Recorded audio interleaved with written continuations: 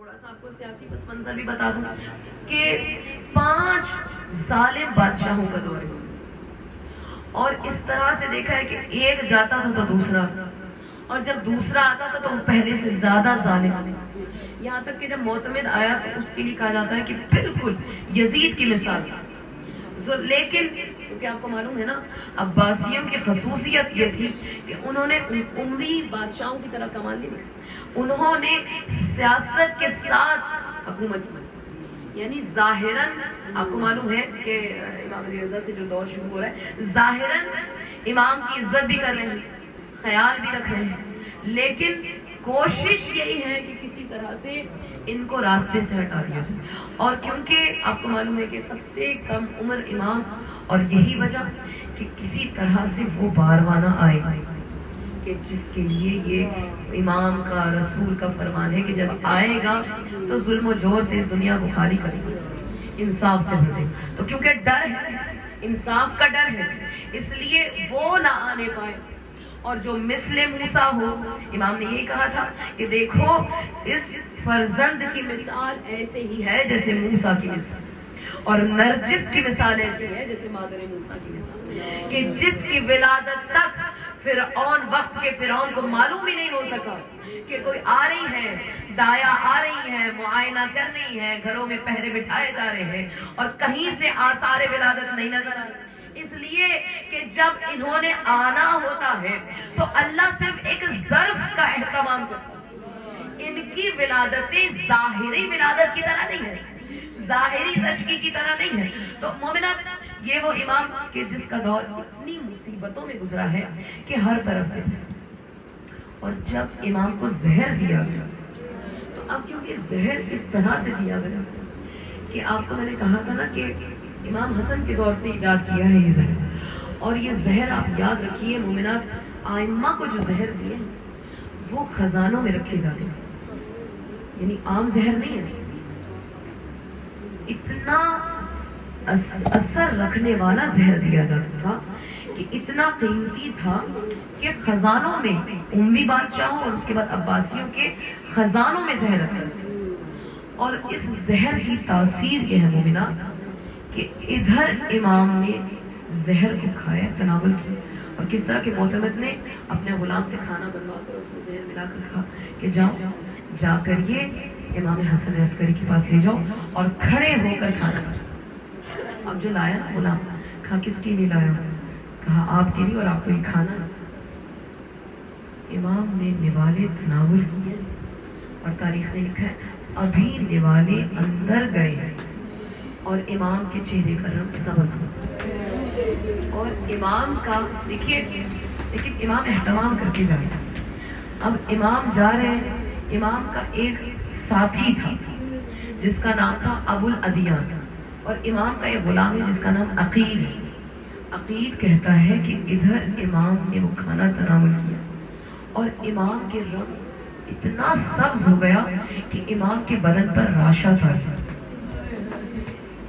وہ کہتا ہے امام نے مجھے کہا کہ مجھے پانی لا کر پلا۔ عقیل کہتا ہے میں نے جیسے ہی امام کے قریب پانی کا پیالہ کیا تو امام کے ہاتھوں پر اتنا راشہ تھا کہ امام کے ہاتھ سے وہ پانی چھلک۔ اب جو پانی چھلکا نا، امام نے عقیل سے کہا کہ عقیل، برابر والے حجرے میں ایک بچہ ہے جو نماز پڑھ رہا ہے، اسے بلا کر لاؤ۔ عقیل کہتا ہے میں حیران ہوا کیونکہ اس سے پہلے میں نے گھر میں کوئی بچہ دیکھا نہیں تھا۔ امام کہتے ہیں، امام نے جیسے ہی کہا نا، عقیل کہتا ہے میں برابر والے حجرے میں جو گیا تو میں نے دیکھا کہ ایک شہزادہ 5 برس کا اپنا سر سجدے میں کیے ہوئے عبادت الہی میں مشغول ہے۔ جیسے ہی میں نے اس شہزادے کو آواز دے کر کہا اے فرزند امام، آپ کو امام بلا رہے ہیں، وہ شہزادہ جیسے ہی امام کے قریب آیا نا، امام نے باہیں پھیلا کر سینے سے لگا۔ اور امام کے گھر میں مومنات یاد رکھیے، مرد کوئی نہیں، کوئی مرد نہیں ہے، ایک نرجس خاتون ہے، ایک بی بی حکیمہ خاتون ہے، چند کنیزیں اور چند غلام ہیں۔ پہلو میں جناب حکیمہ فاطمہ خاتون بیٹھی ہیں، پہلو میں جناب ملکہ خاتون بیٹھی ہیں، ایسے میں جو امام کا فرزند آیا نا، میں نے آپ سے بتایا کہ چاہا امام نے کہ اپنے ہاتھوں سے اپنے جام سے پانی پی سکے، مگر امام سے پیا نہ جا سکا۔ عقید کہتا ہے وہ بچہ آیا، اس نے امام کا سر اپنے زانوں پر رکھا اور اپنے ہاتھ سے امام کے ہونٹوں سے پانی لگا کر امام کو پانی پلایا۔ اس کے بعد امام نے کہا اے میرے لال مجھے وضو کا اہتمام کروا دیجئے۔ امام نے اپنے فرزند کے ہاتھوں سے وضو کیا، یہاں تک کہ امام پہلو میں بیٹھے ہیں اور امام نماز ادا کر رہے ہیں۔ مومنان یہ ہے 12واں امام، 5 برس کا سن ہے، مگر اب میں آپ کو ایک دعوت فکر دوں۔ ابو الادیان کہتا ہے کہ جب امام کو میں نے دیکھا نا، امام کا کام یہ تھا کہ مجھے کچھ خط دیتے تھے اور خط دیکھ کر مجھے بھیج دیا کرتے تھے۔ میں کبھی بصرہ جاتا تھا، کبھی کسی دوسرے شہر جاتا تھا،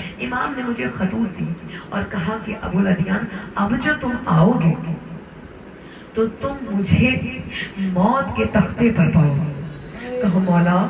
اگر آپ دنیا سے جا رہے ہوں گے تو آپ کے بعد آپ کا وارث کون ہوگا، امام وقت کون ہوگا؟ کہا دیکھو 3 نشانیاں بتا رہا ہوں، جس میں تم یہ 3 خوبیاں پاؤ سمجھ جانا کہ وہی میرے بعد امام ہوگا۔ ابو الادیان کہتا ہے امام نے کہا کہ جو تم سے جواب خطوط کے مانگے وہ امام، جو میرا نماز جنازہ پڑھائے وہ امام، جو مجھے غسل و کفن دے وہ امام ہوگا۔ ابو الادیان کہتے ہیں کہ 10 دن کے بعد جب مدائن سے خطوط کے جواب لے کر میں واپس آیا تو میں نے دیکھا کہ سرمن رائے سے ہر طرف سے رونے کی آوازیں بلند ہو رہی ہیں۔ میں جو امام کے گھر کے باہر پہنچا تو میں نے دیکھا کہ امام کے گھر سے رونے کی آوازیں بلند ہو رہی ہیں۔ میں گھر میں داخل ہوا تو میں نے دیکھا کہ امام تختے پر موجود ہیں اور امام کے غسل کی تیاری کی جا رہی ہے۔ اب جو میں نے امام کو تختہ اس پر میت پر پایا تو میں نے دیکھا کہ 5 برس کا ایک بچہ آیا جس نے آ کر اپنے بابا کو حنوط کیا، غسل و کفن دیا۔ اس کے بعد وہ بچہ نظروں سے غائب ہو گیا، یہاں تک کہ امام کا جنازہ تیار ہوا۔ جب جنازہ تیار ہو گیا تو امام کے بھائی کو بلا کر لوگوں نے کہا کہ جعفر آئیے اور آ کر امام کا نماز جنازہ پڑھائیے۔ اتنے میں جعفر ابھی نماز جنازہ کے لیے بڑھ ہی رہے تھے کہ 5 برس کا وہی بچہ آگے بڑھا اور آگے بڑھ کر کہا چچا ہٹ جائیے، آپ سے زیادہ میں اپنے بابا کی نماز جنازہ پڑھانے کا حقدار ہوں، عزادار ہوں۔ ابو الادیان کہتا ہے وہ 5 برس کا بچہ آگے بڑھا اور آگے بڑھ کر اس نے امام کی نماز جنازہ پڑھائی، امام کو امام کے بابا کے پہلو میں دفنا دیا۔ لیکن گھر میں عالم یہ ہے کہ جب امام کو زہر ملا نا تو اس وقت سوائے عورتوں کے کسی کے رونے کی آواز نہیں آ رہی، اس لیے کہ ادھر اتنی پابندی ہے، اتنے مخبر موجود ہیں کہ دیکھو جیسے ہی گھر سے کسی مرد کے رونے کی آواز آئے بغیر احترام کیے فوجوں کو گھر میں داخل کر دینا۔ سرمن رائے ہے، امام کا جنازہ تیار ہے، پہلو میں امام کا بیٹا بیٹھا ہے جو امام کو دیکھ دیکھ کر آہستہ آہستہ گھٹ گھٹ کے رو رہا ہے۔ مگر یاد رکھیے ابھی میں نے آپ سے جملہ کہا کہ امام کو جب پیاس لگی تھی نا تو امام نے اپنے چلو سے